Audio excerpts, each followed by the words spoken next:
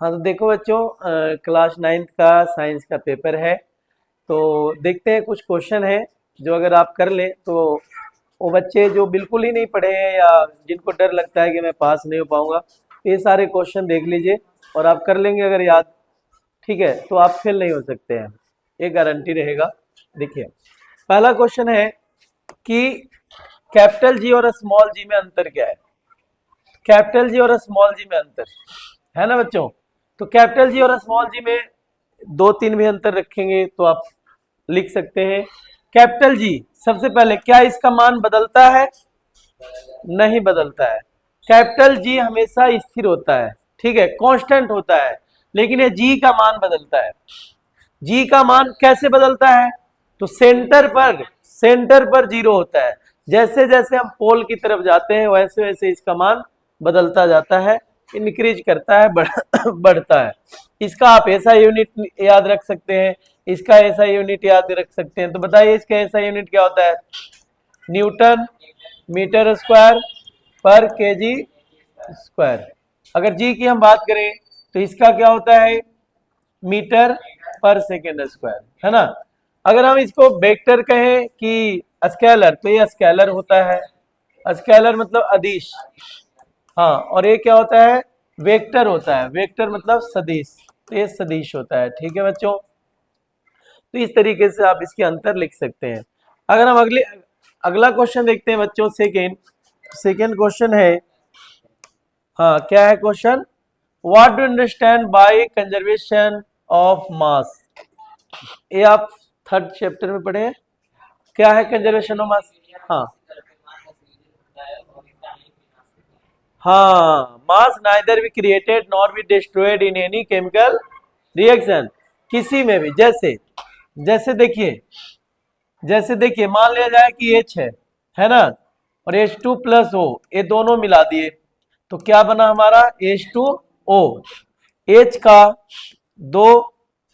1 into 2 यानी कि 1U होता है इसका मास। 2 है हाइड्रोजन तो 2 हो गया, तो ये 2U हो गया। ऑक्सीजन 1 है और गुणे 1 का 16 होता है, तो हो गया 16U। अगर हम जोड़ते हैं 2U + 16U, तो ये हो जाएगा 18U। अब हम देखते हैं, ये तो रिएक्टेंट हो गया, अभिकारक। ये अभिकारक है। क्या है बच्चों? अभिकारक। इधर हम बात करते हैं प्रोडक्ट की। प्रोडक्ट मतलब उत्पाद। तो उत्पाद का चेक करते हैं, दोनों तरफ हमें सेम आना चाहिए एटॉमिक मास। तो इधर चेक करते हैं, तो इधर भी H है, 2O है, तो 1 into 2 है ना, प्लस ऑक्सीजन का 1 into 16, तो हो गया 2 और 16 18U, यानी कि दोनों तरफ सेम आया है। ठीक है बच्चों, जाहिर सी बात है कि अगर मान लो 1 लीटर पानी है और उसमें अगर हम ½ kg चीनी मिलाएंगे तो 1.5 होगा। तो ऐसा ही है, इसमें भी केमिकल रिएक्शन में भी है। अगला क्वेश्चन है बच्चों कि why is atom neutral. Atom neutral के बारे में सबसे पहले किसने बताया था? बताइए। सबसे पहले जे टॉमसन ने बताया। जे टॉमसन ने बताया। उससे पहले जो जॉन डाल्टन था वो कहा कि भाई जो एटम है, परमाणु है, उसका टुकड़ा नहीं हो सकता। तो एटम के बारे में जो न्यूट्रल है, उन्होंने जे टॉमसन आए, उन्हें बोला कि नहीं, एक परमाणु होता है और परमाणु के अंदर कुछ कण है, वो धसे होते हैं, जिसको उन्होंने इलेक्ट्रॉन कहा। क्या कहा बच्चों? इलेक्ट्रॉन कहा, कि इलेक्ट्रॉन होते हैं उसी प्रकार से धसे होते हैं जैसे तरबूज में बीज धसे होते हैं। और उन्होंने बताया कि ये ऋणात्मक होता है। क्या होता है? ऋणात्मक होता है, यानी कि निगेटिव होता है बच्चों। और उन्होंने बताया कि जो होल पार्ट है, ये जो होल पार्ट है वो धनात्मक होता है, वो धनात्मक होता है। अब देखिए, अंदर में इलेक्ट्रॉन है वो ऋणात्मक है, बाहर में होल पार्ट पूरा धनात्मक है। दोनों मैग्नीट्यूड में सेम होते हैं। ठीक है, अगर ये 1 है तो ये भी 1 है, लेकिन ये निगेटिव है और ये पॉजिटिव है, तो -1 + +1 कितना हो जाएगा? 0। यानी कि परिमाण में बराबर है, मैग्नीट्यूड सेम है, लेकिन बट उसका जो चार्ज है वो एक दूसरे के क्या है? उल्टा है, इनवर्स है।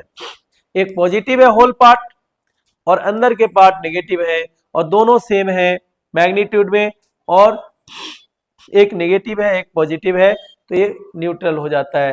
तो जे टॉमसन ने बताया था कि क्यों न्यूट्रल होता है। इट मीन्स कि internal part of the atom is negatively charge and outer most whole part is positively charge, they are equal in magnitude but they are in opposite in charge, so atom is neutral. इसीलिए हम कह सकते हैं कि परमाणु उदासीन होता है। अगर उदासीन नहीं होता बच्चों, तो ये जो चीजें बनी हुई हैं ये हमेशा क्या होता है, विस्फोट होता रहता है ना। लेकिन चूंकि हम जानते हैं सभी चीजें एटम से बनी है, तो एटम न्यूट्रल है, इसीलिए हर चीज अपने जगह पे ही है। अगली बात हम करते हैं बच्चों, what are drawback of atomic theory of Rutherford. Rutherford का परमाणु सिद्धांत की कमियां क्या है, तो बताइए कमियां क्या है। रदरफोर्ड ने तो बताया कि एटम के अंदर क्या होता है, एटम के अंदर एक न्यूक्लियस होता है, सेंटर होता है जिसको हम नाभि कहते हैं, और उसके अंदर प्रोटॉन और न्यूट्रॉन होता है। प्रोटॉन होता है, इन्होंने ये बताया कि प्रोटॉन होता है, और इलेक्ट्रॉन इसके चारों तरफ घूमता रहता है, चक्कर लगाता है। यही एक गलती हो गई इनकी, क्योंकि अगर एटम है ना न्यूक्लियस के चारों तरफ अगर घूमता रहेगा तो ये इससे टकरा जाएगा और टकरा करके डिस्ट्रॉय हो जाएगा, लेकिन ऐसा होता नहीं है। यही इनका एटॉमिक थ्योरी का जो है ड्रॉबैक है, ठीक है, सिद्धांत की कमियां है। थोड़ा जल्दी जल्दी करते हैं बच्चों, काफी क्वेश्चन है। चलिए अगला क्वेश्चन है कि राइट डिफरेंस बिटवीन सब एटॉमिक, सब एटॉमिक नाम दे देगा, पूछ देगा कि बताओ परमाणु के सब एटॉमिक कौन कौन से हैं। तो आपको पता है इलेक्ट्रॉन, प्रोटॉन और न्यूट्रॉन। तो सबसे यहां दिया हुआ है इलेक्ट्रॉन, प्रोटॉन और neutron. Electron, proton and neutron के बारे में बताइए कि क्या अंतर है। तो एक एक दो दो बता दे रहा हूं मैं। इलेक्ट्रॉन नेगेटिवली चार्ज होता है, प्रोटॉन पॉजिटिवली चार्ज होता है, न्यूट्रॉन न्यूट्रल होता है, न्यूट्रल होता है, ठीक है। इलेक्ट्रॉन का खोज किसने किया, जे टॉमसन ने किया। न्यूट्रॉन का खोज किसने किया, जे चैडविक ने किया।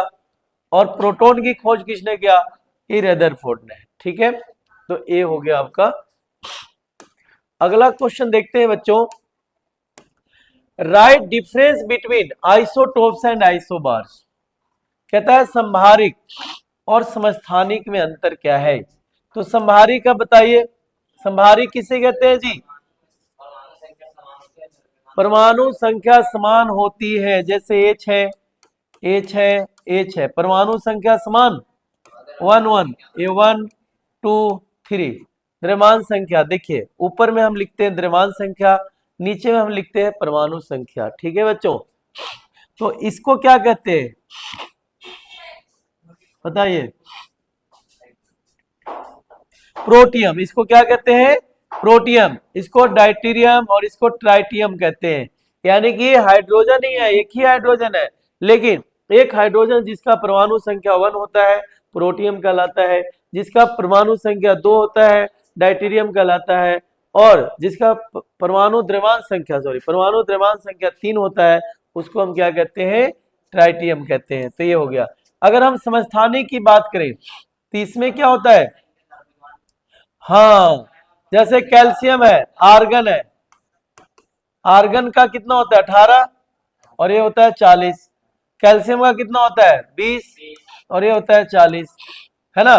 तो आप देखेंगे कि परमाणु द्रव्यमान संख्या एटॉमिक मास नंबर समान है, और इसका जो परमाणु संख्या है एटॉमिक नंबर है वो क्या है, भिन्न है, अलग अलग है। अब समस्थानिक से रिलेटेड क्या क्वेश्चन पूछा जाएगा, पूछा जाएगा कोबाल्ट। कोबाल्ट का जो समस्थानिक आइसोटोप है किस में यूज किया जाता है, तो बच्चों इसको कैंसर में यूज किया जाता है। आप आयोडीन की अगर हम बात करें तो आयोडीन का ग्वाइटर में यूज किया जाता है समस्थानिक, आयोडीन का समस्थानिक ग्वाइटर में यूज किया जाता है। और अगर हम बात करें यूरेनियम का, यूरेनियम के समस्थानिक का, तो इसका क्या में रिएक्टर में यूज किया जाता है, ठीक है, नाभिकीय रिएक्टर, न्यूक्लियस रिएक्टर में यूज किया जाता है, बॉम्ब वगैरह बनाने में, बिजली तैयार करने में, तो ये सब चीजों में इसका यूज किया जाता है, ठीक है। नेक्स्ट क्वेश्चन अगर हम देखें बच्चों तो what is atomic mass number. Atomic mass number क्या है, इससे थोड़ा डिटेल में मैं समझा देता हूं बच्चों कैसे क्वेश्चन पूछा जाएगा।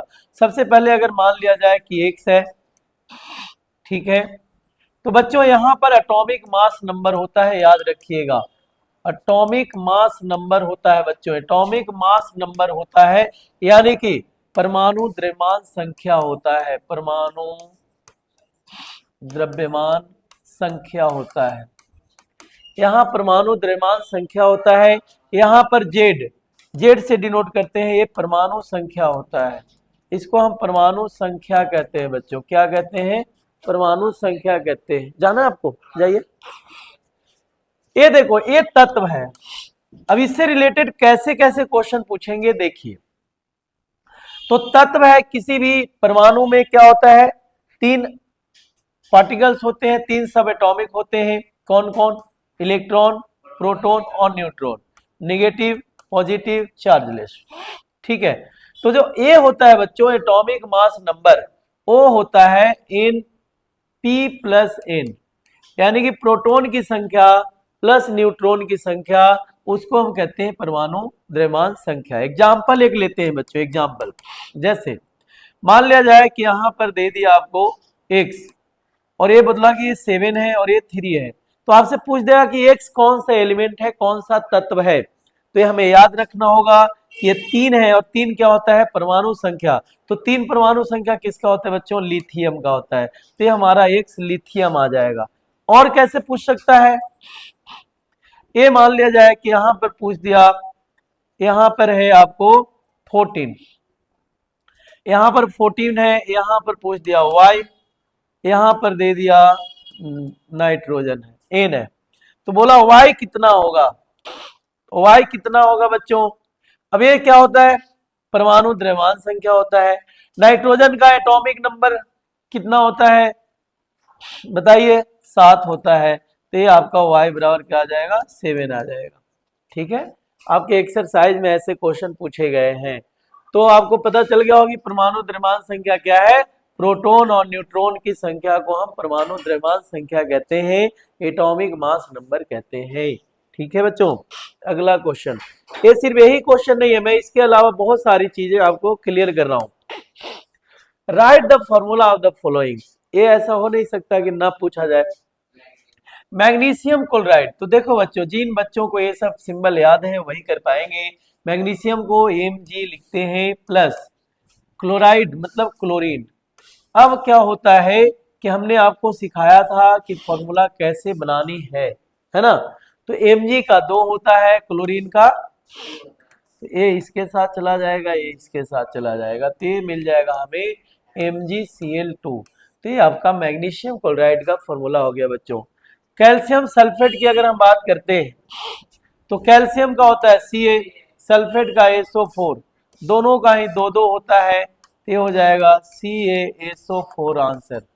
क्या हो जाएगा बच्चों, CaSO4 हो जाएगा।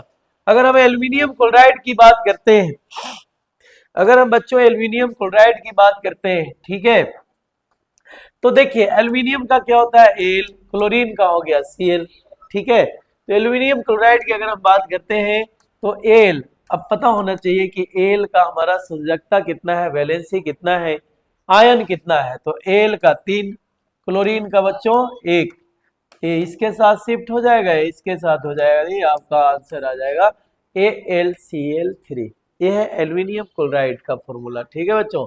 अगर हम बात करते हैं मैग्नीशियम ऑक्साइड की, मैग्नीशियम ऑक्साइड की अगर हम बात करें तो मैग्नीशियम का क्या होता है बच्चों, Mg होता है प्लस O। Mg का कितना होता है 2, O का, ऑक्सीजन का O 2 ही होता है, दोनों सेम है, तो दोनों कैंसिल हो जाएगा, हम नहीं लिखेंगे, हम डायरेक्ट लिखेंगे MgO। This is the formula of magnesium oxide. Sodium chloride की अगर हम बात करते हैं तो सोडियम क्लोराइड का, सोडियम का क्या होता है Na और Cl, दोनों का 1-1 होता है, ये हम अपने डेली जीवन में यूज करते हैं, NaCl का डेली यूज करते हैं, इसी को कॉमन कॉमन सॉल्ट के नाम से जानते हैं, साधारण नमक। क्या कहते हैं इसको बच्चों, साधारण नमक कहते हैं इसको, जो हम डेली यूज करते हैं, साधारण नमक में एक चमकीला पदार्थ होता है जिसको हम आयोडीन कहते हैं, और वो ग्वाइटर में मदद करता है, जो अभी हमने पढ़ा था कि आयोडीन का क्या, आयोडीन का समस्थानिक ग्वाइटर में मदद करता है, इसीलिए नमक हमें लेना चाहिए। ठीक है, अगर हम एक और फॉर्मूला देखते हैं थोड़ा सा, जैसे मान लिया मैग्नीशियम हाइड्रोक्साइड है OH, मैग्नीशियम का 2 होता है, हाइड्रोक्साइड का 1 होता है, तो कैसे लिखेंगे बच्चों, MgOH, यहाँ पे जो 2 है यहाँ पे शिफ्ट हो जाएगा, ब्रैकेट डाल करके लिखेंगे यहाँ पर। ठीक है, ब्रैकेट डाल करके लिखेंगे यहाँ पर, तो MgOH2 ये हो जाएगा, MgOH2 हो जाएगा। ठीक है,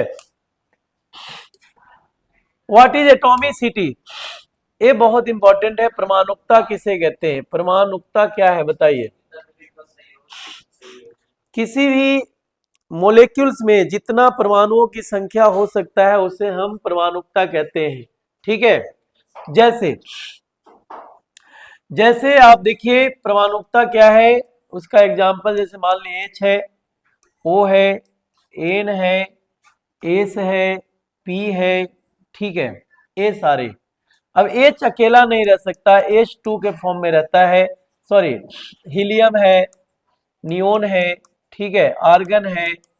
अब हीलियम अकेला रहता है, इसको किसी से कोई मतलब नहीं है, क्योंकि इसका जो लास्ट शेल है वो परिपूर्ण है ना, उसको किसी से कोई मतलब नहीं है, तो उसको हम कहेंगे मोनो एटॉमिक, मोनो एटॉमिसिटी, यानी कि एकल परमाणुकता कहेंगे। ठीक है, ये सब एकल परमाणुकता है, एनी आर्गन। अगर हम एच की बात करें तो एच अकेला नहीं रह सकता। ठीक है, तो H2 के फॉर्म में रहता है बच्चों, O भी O2 के फॉर्म में रहता है, N भी O2 के फॉर्म में रहता है, सॉरी N2 के फॉर्म में रहता है। इसको कहते हैं डाई एटॉमिसिटी, डाई द्विव परमाणुकता, ये भी द्विव परमाणुकता है, डाई एटॉमिसिटी, ये भी द्विव परमाणुकता है, डाई एटॉमिसिटी। अगर P की बात करें तो 4 4 P के रूप में रहता है, इसीलिए इसको कहते हैं टेट्रा, टेट्रा एटॉमिसिटी कहते हैं, टेट्रा एटॉमिसिटी। एस जो है 8 के फॉर्म में रहता है, तो 4 से जैसे ही ज्यादा होता है उसको हम पॉली एटॉमिसिटी कहते हैं बच्चों, पॉली एटॉमिसिटी, बहु परमाणुकता कहते हैं, बहु परमाणुकता कहते हैं। ठीक है, ये है एटॉमिसिटी। अगर अगला हम अगर बात करते हैं बच्चों, right the Dalton atomic theory, Dalton atomic theory आपको याद करनी है, आपको पता है क्या है, नहीं है तो आप याद कर लेंगे। सबसे पहले इन्होंने एटॉमिक एटम के बारे में बताया था कि एटम क्या है, अविभाज्य कण है, अविभाज्य कण है जिसको विभाजित नहीं किया जा सकता है, उसके जो पार्टिकल एटम है, अलग अलग चीजों के, अलग अलग पदार्थों के अलग अलग परमाणु होते हैं, उनके केमिकल प्रॉपर्टीज अलग होते हैं। तो ये आपको जो 6-7 है इसको याद करने हैं आपको। ठीक है, अगर हम बात करें नेक्स्ट क्वेश्चन की, write difference between mass and weight, द्रव्यमान और भार में क्या अंतर है बच्चों, तो द्रव्यमान और भार में अंतर है।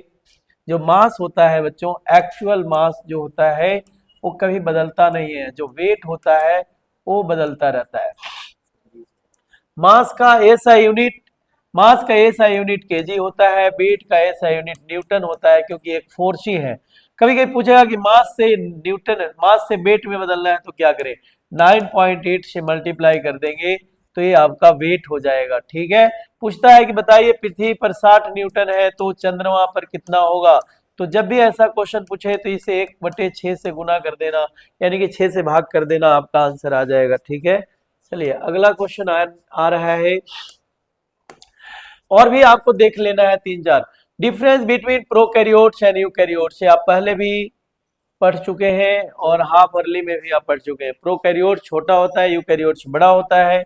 यूकैरियोट्स के जो न्यूक्लियस होते हैं वो उसके मेम्ब्रेन होते हैं, न्यूक्लियस मेम्ब्रेन होते हैं, है ना, इसका केंद्रक झिल्ली होता है, लेकिन इसमें नहीं होता है। इसमें क्या होता है, न्यूक्लियस एसिड होते हैं। ठीक है, इसमें न्यूक्लिक एसिड होते हैं, इसमें मेम्ब्रेन होते हैं। ठीक है, ये बड़ा होता है, ये छोटा होता है, ये वेल डिफाइंड होता है, ये वेल डिफाइंड नहीं होता है, पूरा परिभाषित होता है, ये नहीं होता है। तो ये आपको, यानी कि ये छोटा है, ये बड़ा है, याद रखना। ये चींटी वगैरह छोटे जीव में पाए जाते हैं, जैसे जानवर वगैरह में पाए जाते हैं। अब आ गया क्वेश्चन कि भाई 10 kg को वेट में चेंज करें, ये पिछले बार शायद पूछा गया था, 10 kg को या 1 kg को पूछ देगा कि 1 kg बराबर कितना वेट होगा, कितना, ये तो मास है, तो बताओ इसका न्यूटन कितना होगा। तो 1 × 9.8 से कर देंगे तो 9.8 न्यूटन आ जाएगा। तो 10 kg को वेट में चेंज करना है बच्चों, तो क्या करूं, 10 × 9.8 कर दो, ये 98 न्यूटन आंसर आ जाएगा बच्चों, ये आंसर आ जाएगा। ठीक है बच्चों, अगला क्वेश्चन है, देखते हैं। If the weight of an object on the earth is, आ गया 60 newton, then what will be the weight of the same object on the moon. कहते हैं यदि किसी वस्तु का द्रव्यमान पृथ्वी पर 60 न्यूटन है बच्चों, तो उस वस्तु का द्रव्यमान चंद्रमा पर कितना होगा। तो अभी हमने बताया था कि पृथ्वी से 1/6 गुना कम होता है, तो 6 से कर दीजिए, यानी कि वहां पे सिर्फ 10 न्यूटन रह जाएगा, सिर्फ 10 न्यूटन रह जाएगा। Change 54 kilometre per hour into metre per second में चेंज करना है बच्चों। तो पता नहीं कितने क्वेश्चन आपको इससे करवाया हमने न्यूमेरिकल। तो 54 किलोमीटर पर आवर है, इसको मीटर पर सेकेंड में करना है, तो क्या करते हैं 5/18 से इसे गुना कर देते हैं, है ना। तो 15 मीटर पर सेकेंड। अगर कहे कि इसको मीटर पर सेकेंड को किलोमीटर में चेंज करें, तो बड़ा है तो 18/5 हो जाएगा। ठीक है, इससे गुना कर देंगे तो 5 से करेंगे 3, 18×3 = 54 किलोमीटर पर आवर। ये दोनों में से कोई एक पूछ सकता है, या तो किलोमीटर को मीटर में चेंज करना है, या तो मीटर को पर सेकेंड को किलोमीटर पर आवर में चेंज करना है। तो आप याद रखिएगा। बस 2-3 क्वेश्चन और है, उसके बाद if a car takes 2 hours cover 65 kilometre then find the speed of the car. Speed बराबर क्या होता है बताइए, चाल बराबर क्या होता है, दूरी बटे समय। सीधा दिया हुआ है 65 किलोमीटर गया है, 2 घंटा लगा है, तो 2 से भाग कर देंगे 3, और बताइए 2 दूनी 4 और 5, 32.5 किलोमीटर पर आवर आंसर आ गया आपका। ठीक है, हमें चाल पूछ रहा था, चाल निकल गया है। ठीक है, अगला है if the speed of the bus change इतना फ्रॉम द स्पीड ऑफ इतना इन 10 सेकेंड, एक्सेलेरेशन।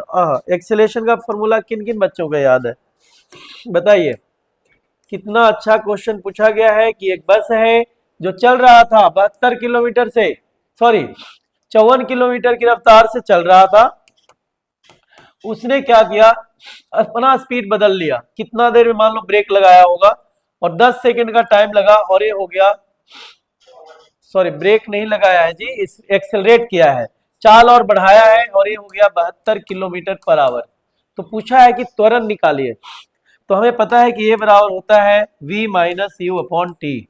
v है हमारा 72 किलोमीटर a, और टाइम लेकिन सेकेंड में है, तो सबसे पहले इसको मीटर पर सेकेंड में चेंज करेंगे बच्चों। तो u हमारा है 54, अभी हमने आपको सिखाया था कि इसको क्या करेंगे 5/18 से, तो 18×3 = 54, 15 मीटर पर सेकेंड आ गया बच्चों। अगर हम b की बात करें तो 72 किलोमीटर पर आवर है। ऐसे क्वेश्चन हमने बहुत करवाए हैं, नहीं भी तो 30-40 करवाए होंगे।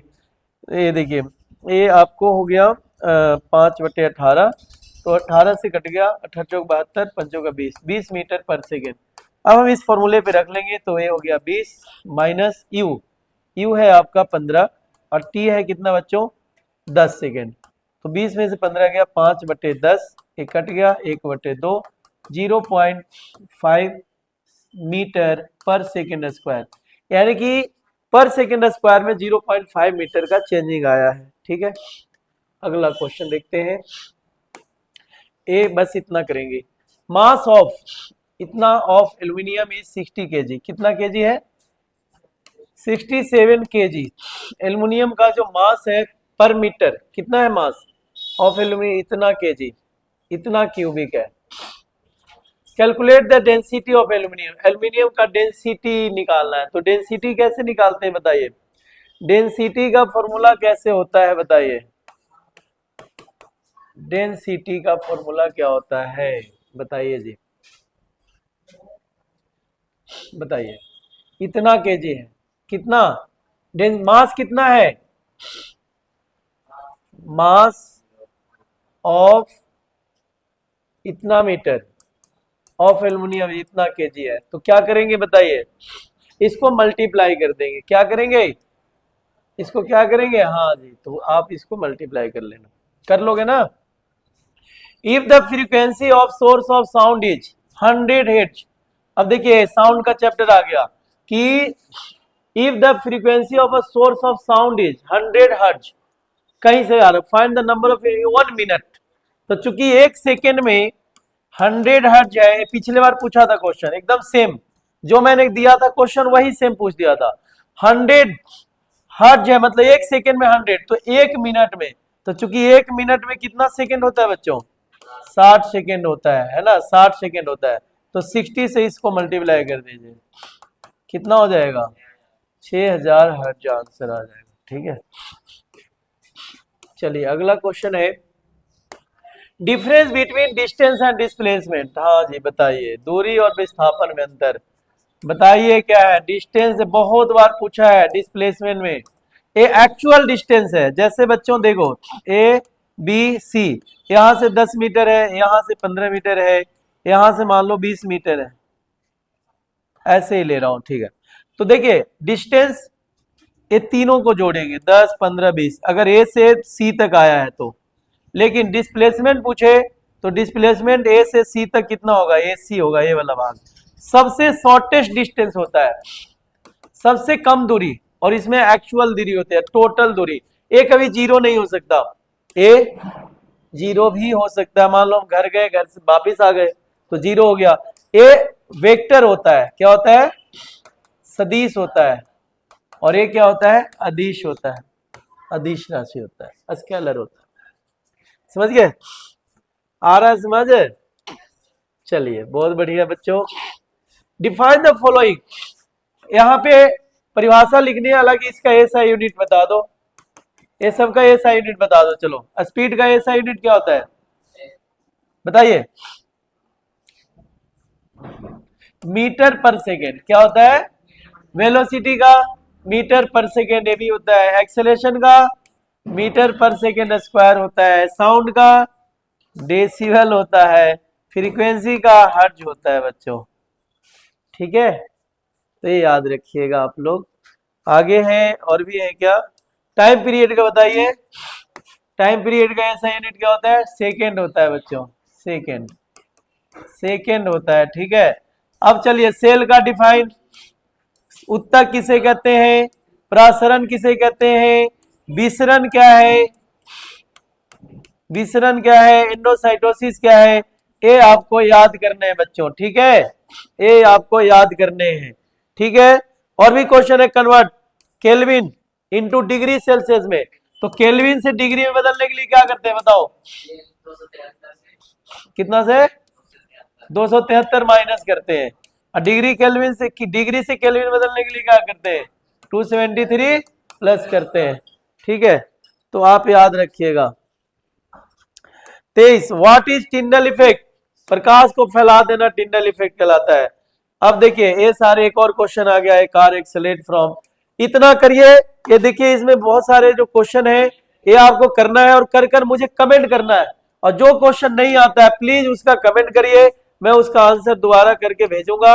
ये आपको होमवर्क में दिया जा रहा है, और जो बच्चा इतना काम कर लेगा, जो बच्चा इतना काम कर लेगा, आगे का जितने भी है देख सकते हैं, ये देखिए ये आप देख लीजिए, ये 37 क्वेश्चन है इसके अंदर, 37 ही है ना? हाँ 37 क्वेश्चन है, अगर आपने कर लिए तो कोई बच्चा फेल नहीं हो सकता है, मैं बता रहा हूं, कोई बच्चा फेल नहीं होगा। ठीक है, आप देख लीजिए सारे क्वेश्चन है बच्चों, ये देख लो। ठीक है, तो ये आपको करना है, और जो क्वेश्चन नहीं समझ में आता है प्लीज कमेंट जरूर करें, मैं जरूर रिप्लाई दूंगा। धन्यवाद बच्चों, थैंक यू।